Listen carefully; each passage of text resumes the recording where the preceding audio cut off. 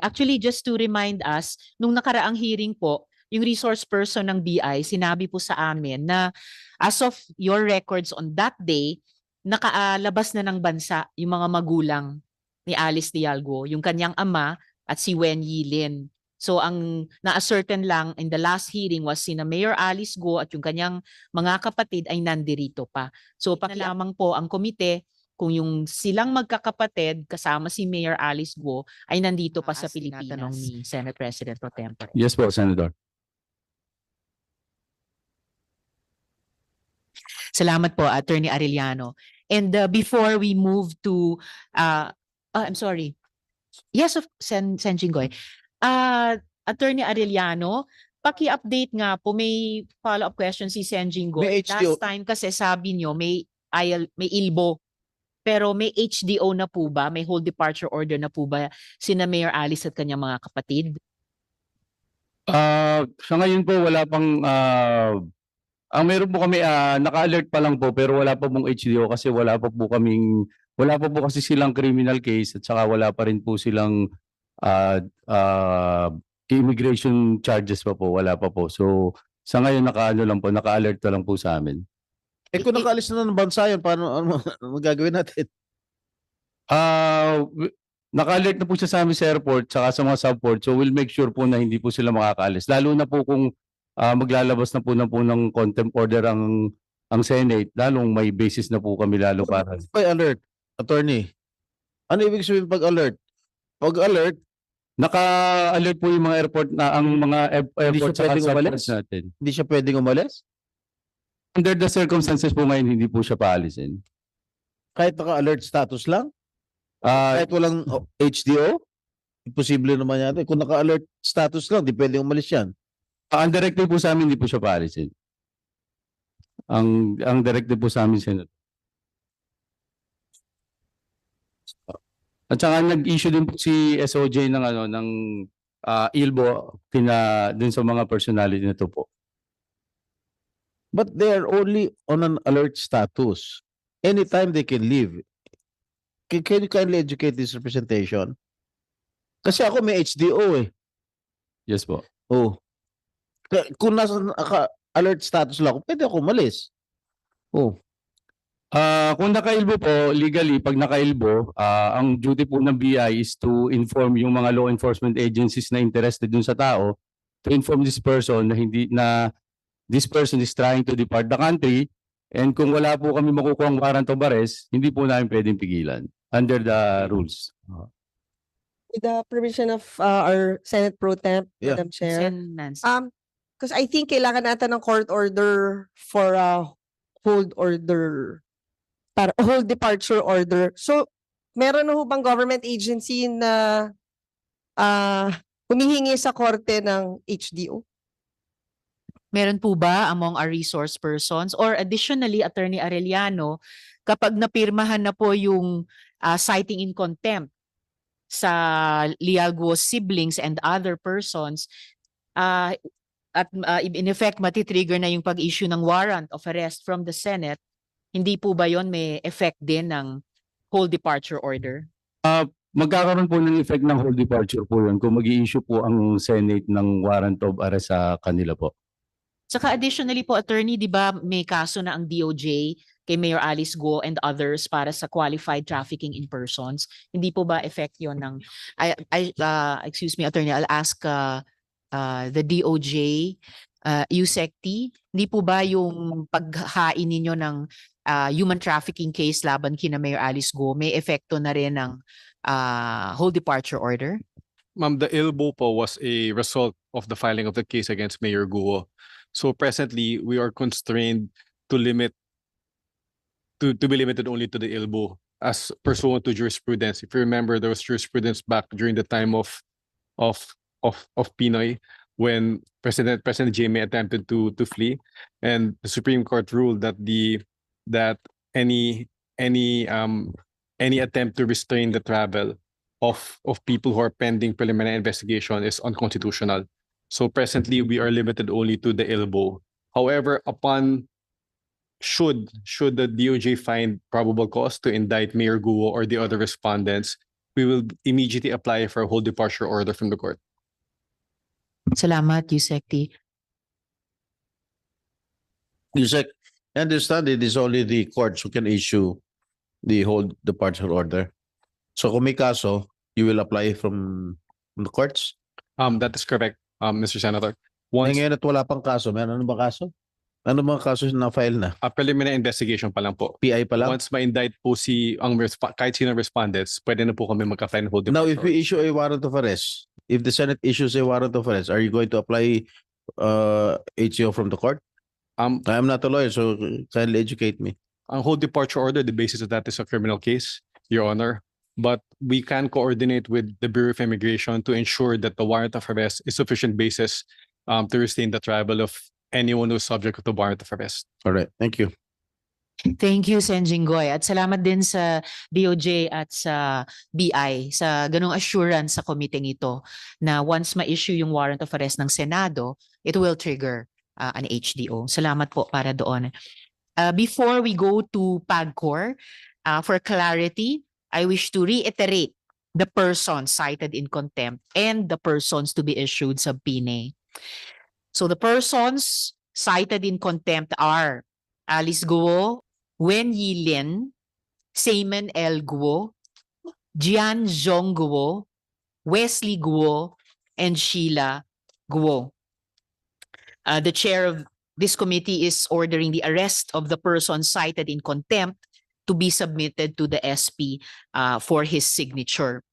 Additionally, the persons to be issued subpoena are Jamie Lynn S. Cruz, Roderick Paul B. Pujante, Juan Miguel Alpas, Catherine Cassandra Ong, Alberto Rodulfo A.R. de la Serna, Jonathan Mendoza, Ronelyn B. Baterna, Michael Bryce B. Mascarenas, Stephanie B. Mascarenas, Rodrigo A. Banda, Jing Gu, Xiang Tan, Daniel Salcedo Jr., Chona A. Alejandre, and Duan Ren Wu. Once more for the record, Sen. Nancy. Yes, I second the motion, Madam Chair. Thank you, Sen. Nancy, for the seconding and hearing no objection. Once more for the record, I so rule. Okay. So, salamat. And moving now to PAGCOR, Chairperson Tenco, please. Sir, I wish to go straight to the point. In your media interview, sinabi niyo po na may opisyal ng gobyerno, specifically a former cabinet official who lobbied on behalf of illegal POGOs. So, Chair, on September 12, 2023, Lucky South 99 Outsourcing Incorporated submitted to PAGCOR an application for internet gaming license. And I'll flash the application now.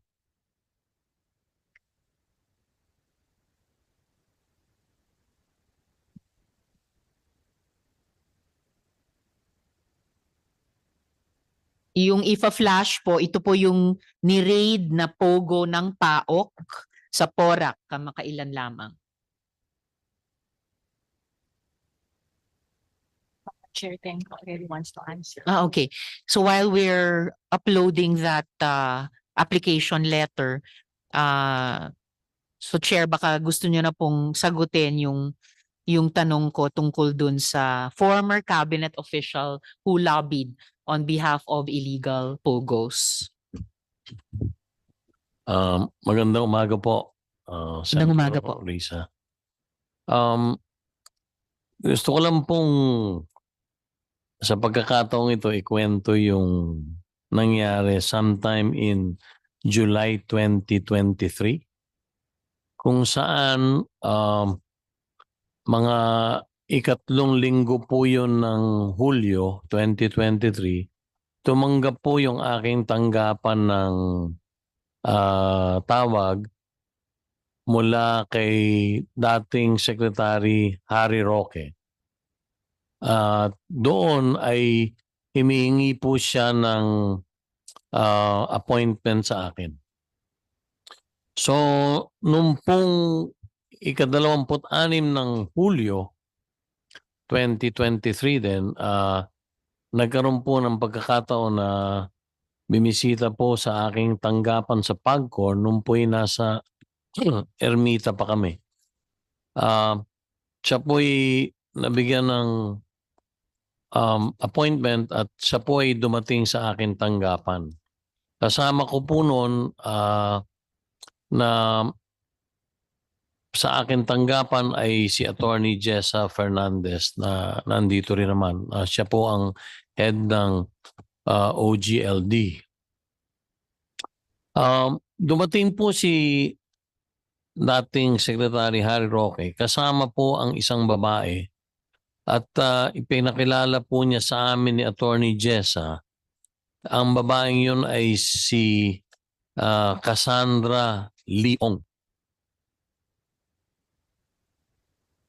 At sa kanya pong pagpapakilala sa amin ay sinabi po niya na may problema po na hinaharap si Binibining Cassandra Leong at ito ay nauukol sa kanyang pagbabayad ng lahat ng mga billing ng kumpanyang kinakatawan niya sa PAGCOR. So, tinanong ko po si Binibining Cassandra Ong kung ano ba yung problema. At ang sabi po niya,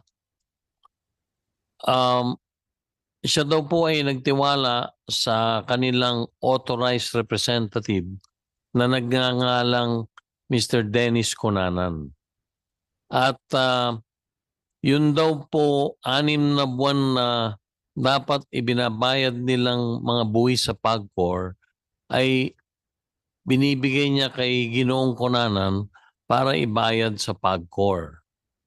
At bukod daw po doon sa mga buwanang mga dapat bayaran sa PAGCOR, ang sabi po ni Binibining Cassandra Ong ay may sinisingil pa raw na mga additional fees na fines and penalties si Ginoong Dennis Cunanan sa kay Cassandra.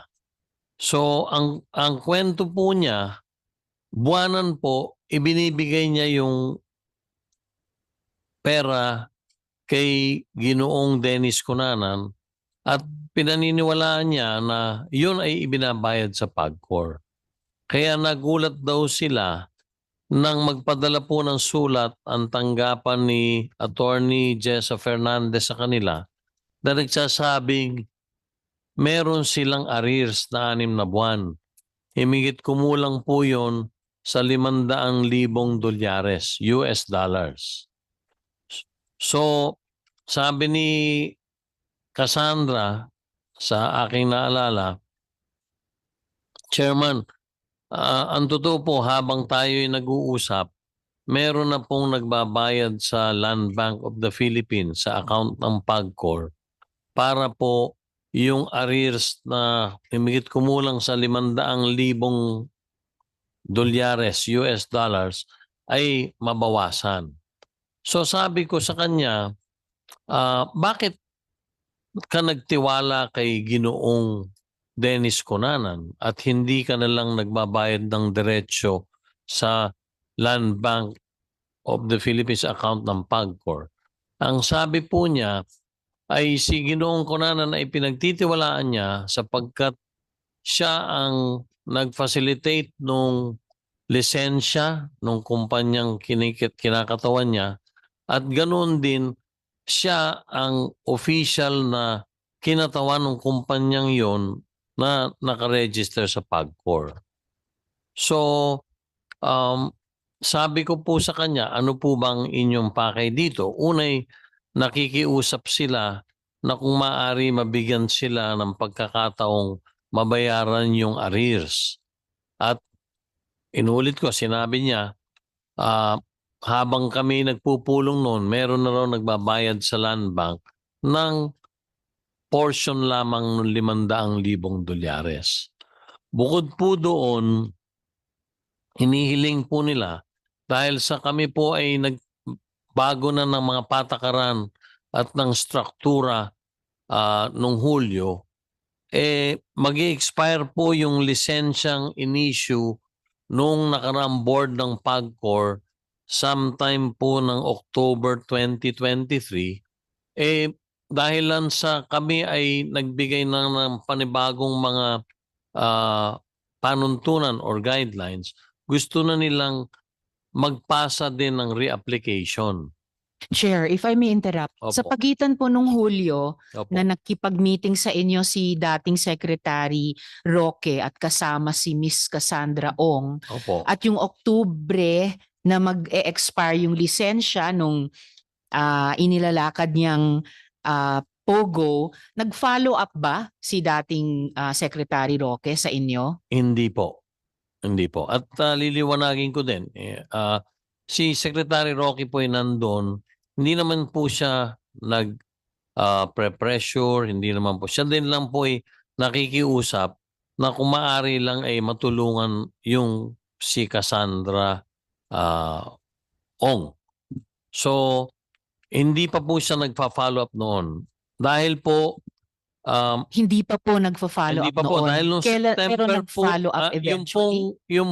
ang sabi ko pa nga, ang sabi ko po doon sa pulong, kung kayo ay magre-reapply ulit dito sa bagong patakaran at guidelines ng PAGCOR, mangyaring isumiti mo lahat ng mga dokumento na kailangan namin sa ngayon.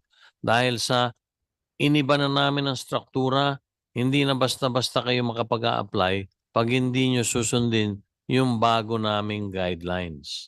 Dahil So- ganun po yung sinabi nyo sa kanya pagkatapos nung July meeting, pero nandun kasama nyo nung July meeting si Attorney Jessa, hindi nag-follow up sa inyo si dating Sec Roque, pero nag-follow up po ba siya halimbawa kay Attorney Jessa? So, ipagpapatuloy ko lang po, no? Sige po.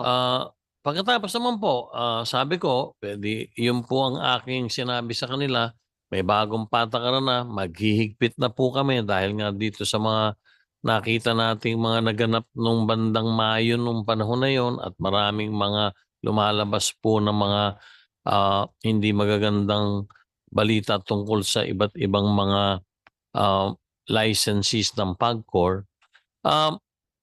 Nakapag-file po sila sometime in September na 2023. Babalikan ko lang po, noon ding hapon na yon, pina-check ko, tunay nga pong nagbayad si Cassandra or yung kinatawan niya sa land bank sa pamamagitan po ng kopya ng deposit slip ng himigit kumulang mga 203,000 US dollars. So, So ito po sa pamamagitan ni Mr. Cunanan? hindi po. Hindi pa. Nung pong kausap ko, ulitin ko po, nung kausap ko po si dating Secretary Harry Roque, gayon din po si Binibining Cassandra at kami nga po ni Attorney Jess ang kaharap.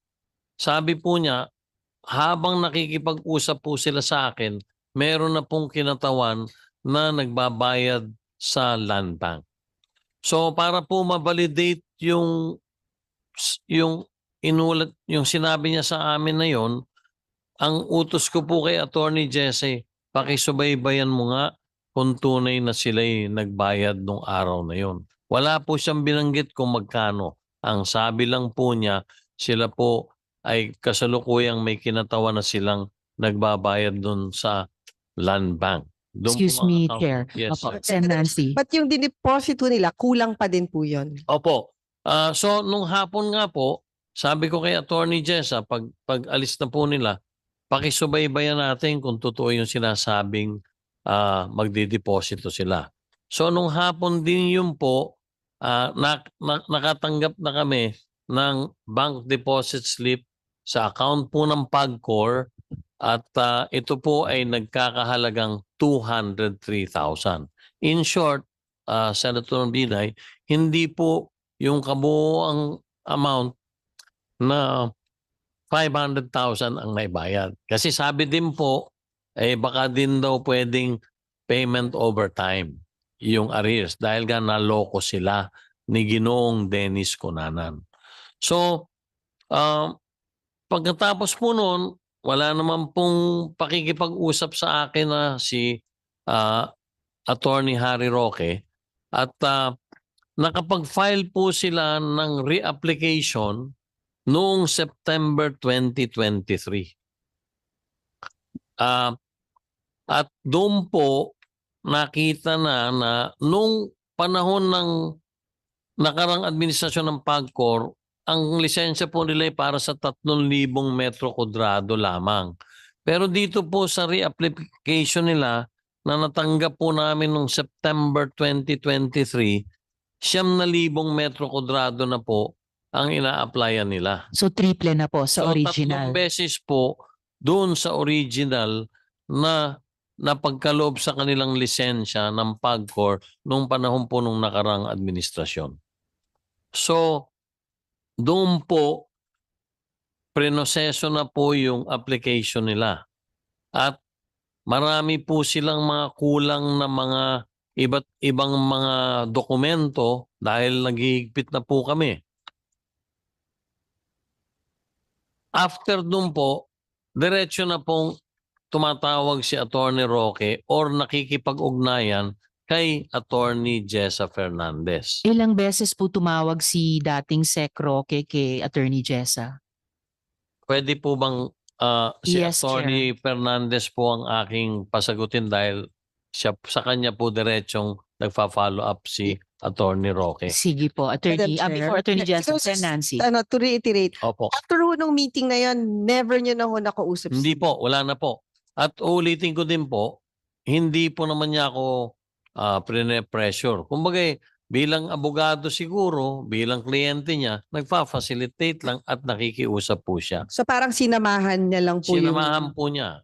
Maliwanag po yun dahil doon ko po nakilala si Binibining Cassandra Ong. Doon nga pala, tinanong ko rin, if I may just, ma'am, bakit po si Dennis Cunanan ang inyong representative kung kayo naman ang talagang nagpapatakbo niyan? Noon daw pong panahon na nag-a-apply sila ng lisensya, siya daw po ay inadvisean ng kanyang abogado at ng PAGCOR na baka masyado siyang bata na maging authorized representative sapagkat nung panahon po na yon, noong 2020, kung di ako nagkakamali, ang banggit po niya sa akin, siya'y 19 na taong gulang lamang. Teenager. O, Sino so, pong abogado niya na nag-advise? wala pong sinabi sila eh. Kaya sabi niya, ang pinili po namin ay si Mr. Dennis Cunanan na lang ang maging authorized representative ng kumpanya dahil siya naman ang nagpa-facilitate ng lisensya namin sa PAGCOR. Yun po ang ano niya. So, kung pahintulutan niyo po, sa akin po, sa tanong ni Senator Binay, hindi na po nakipag-ugnayan si Attorney Harry Roque. Si Attorney Jessa po na siyang head ng licensing, siya po ang nakakausap or nakaka-text, nakakapag-ugnayan kay Attorney Roque. So with your permission po. Yes, salamat, Chair. So Attorney Jessa, ilang beses kayo tinawagan ni dating Secretary Roque or ilang beses po siya kumausap pa sa inyo pagkatapos ng pulong nung July 2023? Ma'am, sa pagkakatrace ko po, 5 times po siya tumawag. Nagtatanong lang naman po siya kung ano po yung mga lacking documents na kailangan pang i-comply. Then sinendan ko po siya ng listahan kung ano pa po yung kailangan nilang i-comply at nag-reply po siya doon ng salamat.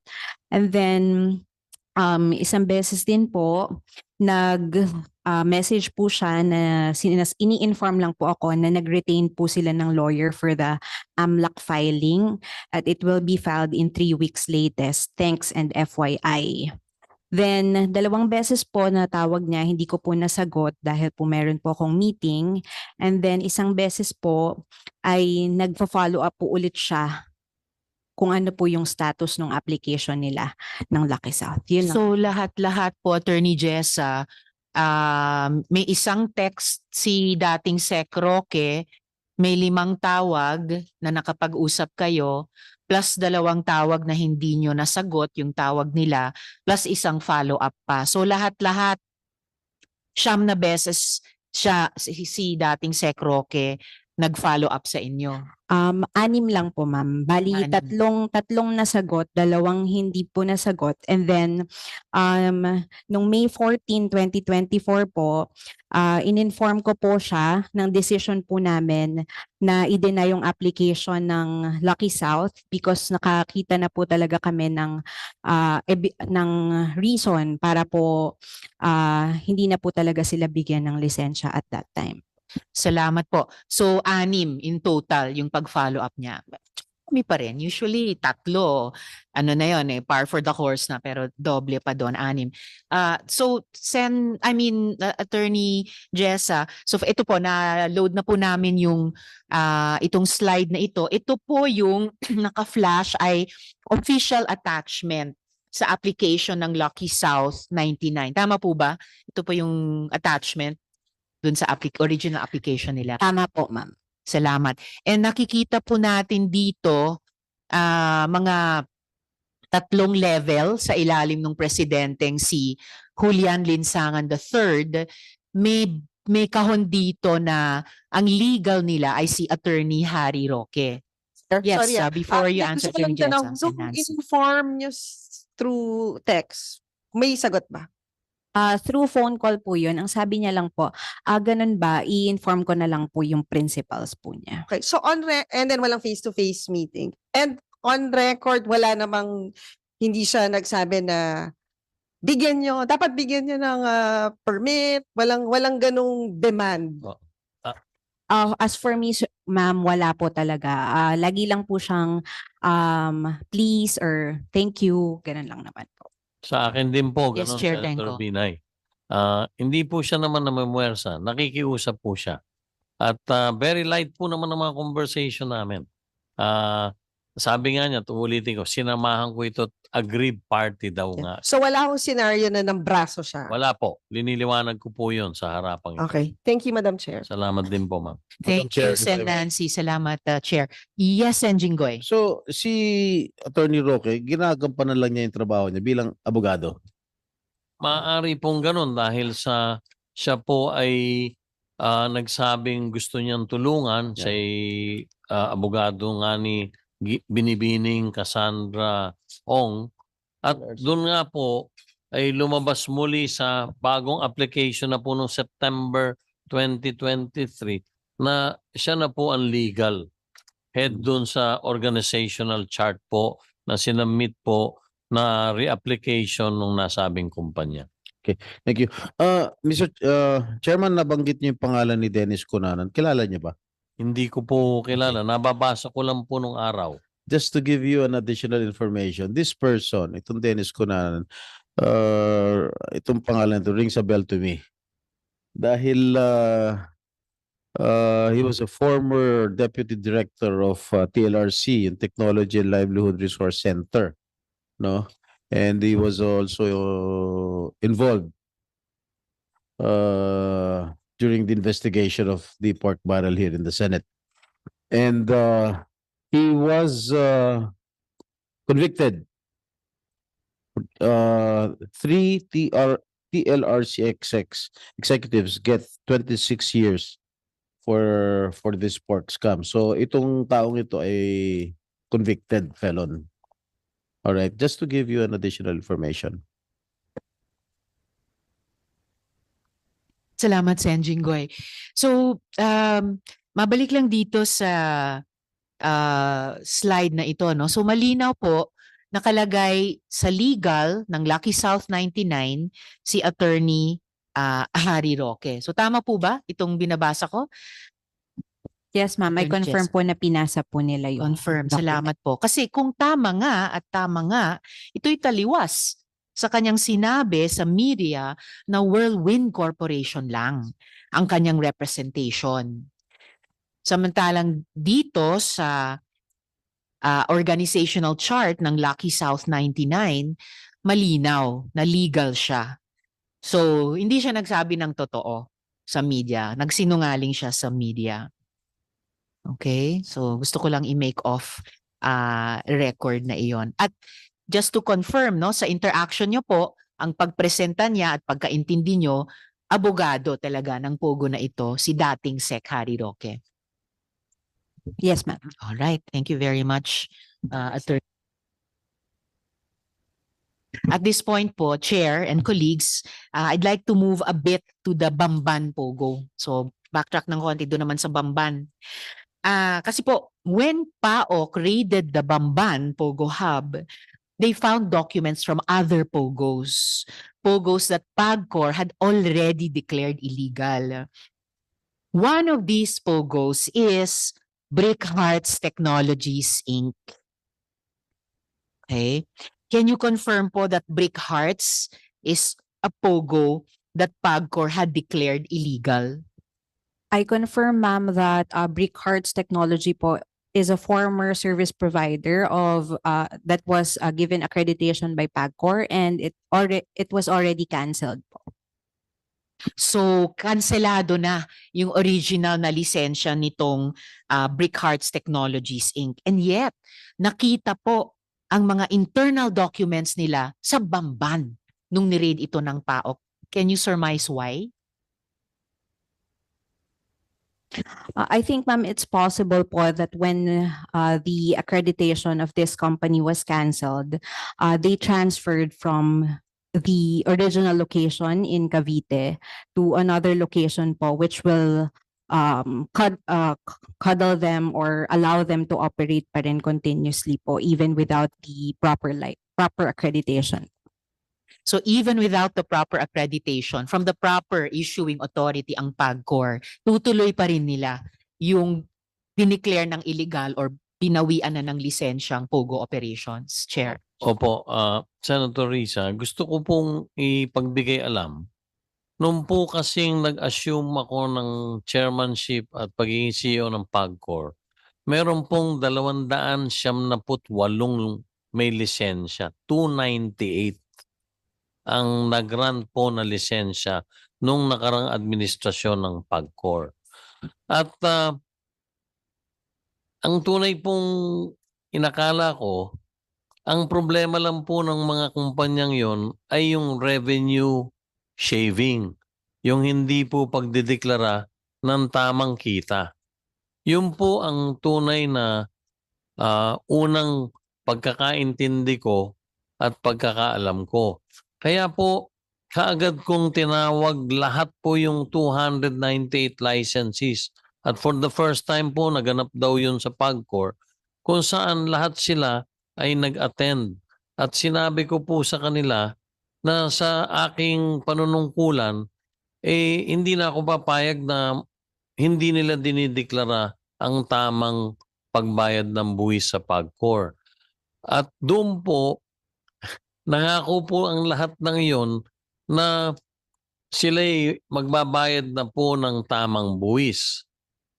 At sa katunayan, meron pong mahigit 20% ang tinaas nung panahon na yon, nung late 2022, meron pong halos 30% ang itinaas ng kita na tinanggap po na buwis ng PAGCOR mula do sa 298 licenses na yon.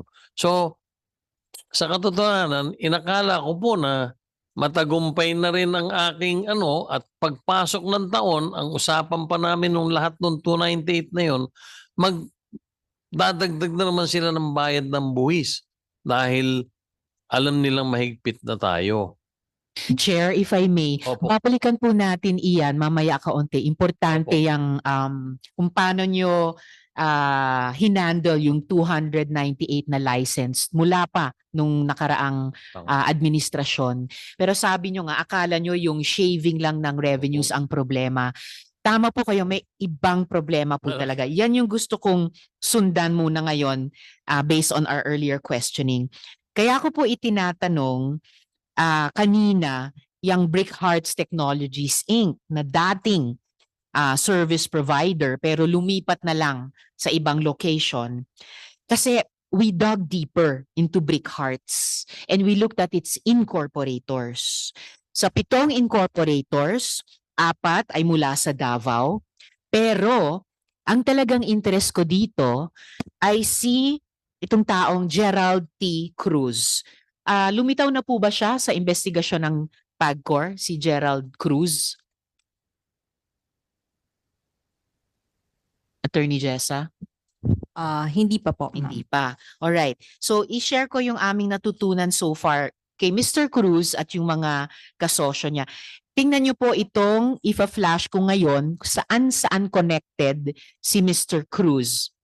He is also connected to Pharmally, biological. Kasama si ito na, oh my God kami, kasama si Huang Tzuyen, nasangkot sa isang malaking money laundering case sa Taiwan at kasama si Alan Lim. Para sa hindi po nakakaalala, si Alan Lim ay si Lin Wei Song. Konektado sa usapin din na link din sa pag-aangkat ng shabu sa bansa. Have these connections been noted by PAGCOR between Mr. Cruz and Mr. Huang and Mr. Lim? At lumitaw na po ba yung connection, na-note nyo na po ba yung connection ni Mr. Cruz sa Pharmally Biological?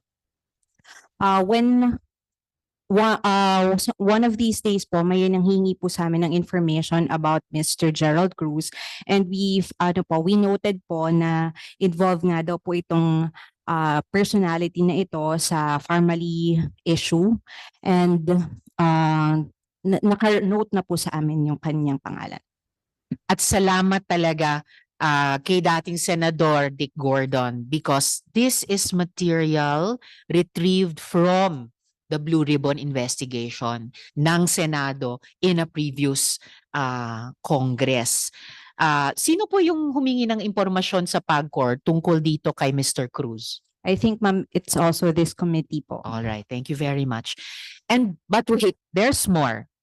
Mr. Cruz is also involved in Fullwin Corporation. Kung pamilyar ang pangalan sa pandinig ninyo, ito'y dahil ang presidente nitong Fullwin ay si Michael Yang. In fact, ang Seanway Technologies Inc. na sinasabing pagmamay-ari ni Mr. Yang ay pangalan ng email address ng Brick Hearts. So, sounds familiar? Earlier sa Bamban investigation natin, may magkakaparehong email addresses. Dito rin. Ang Brick Hearts at ang Seanway Technologies Inc. parehong email address. So, malinaw pa sa sikat ng araw, through Gerald Cruz, who is the link between the Pogo in Bamban ni Alice Guo and Michael Yang, and through the email address, Brickhearts at Seanway, yes, Michael Yang may be involved in these criminal operations na iniimbestiga natin sa Pogo. Hindi po ba si Michael Yang ay malapit din na kaibigan nitong si Alan Lim? Lumabas na po ba ito sa investigasyon ng PAGCOR? Yes po, nakita na po namin ito nung previously iniimbestigahan po yung Pharmally po. Alright, so nakita na rin po ng PAGCOR iyan sa earlier Pharmally investigation. At si Michael Yang at si Alan Lim ay malapit sa nakaraang administrasyon, tama po ba? Would PAGCOR have a comment on that? We don't have sufficient knowledge po about it. All right. So PAGCOR doesn't have sufficient knowledge pero pinapakita ng komite itong photograph na ito. At tila siya din mismo, si Gerald Cruz, ay malapit sa nakaraang presidente. Ito naman yung photo na maipapakita ng komite. Sa inyo pong investigations sa PAGCOR, nahagip niyo po ba ang koneksyon ng mga personalities na ito? Pakita ko po yung web ng Pharmally Brick Hearts. So nakita nyo na rin po ba ng PAGCOR itong mga koneksyong ito ng mga individual na ito at mga kumpanyang ito at group of companies na ito? I think, ma'am, nung panahon po ito, nakita na po ito. And yung Seanway po ay talaga pong siya ang Pogo licensee ni Brick Hearts at that time po. Okay. So even then, kilala ang Seanway bilang siya ang Pogo company ng Brick Hearts. Ma'am, kasi meron po silang service agreement po, yung Seanway and Big Hearts po. Active pa ba yung service agreement sa pagitan ng Seanway at Brick Hearts ngayon? Wala na po, ma'am. Wala na po both Seanway at Brick Hearts po. Kanselado na po sila. Okay, so posibleng pag pinursu natin later yung sinimulang ikwento ni Chair Tenko, ang Seanway at Brick Hearts ay posibleng kabilang ng mga nakanselahan na ng lisensya bilang POGO companies. Tama po. Salamat po. Ang investigations ba ng PAGCOR naka-unearth ng links din sa mga high officials sa gobyerno? Kahit hindi nyo muna pangalanan, ano po, but maybe you can give us a sense of their ranks or positions kasi dapat alam ng publiko kung ganong kalaki posibleng banta ito sa ating bansa.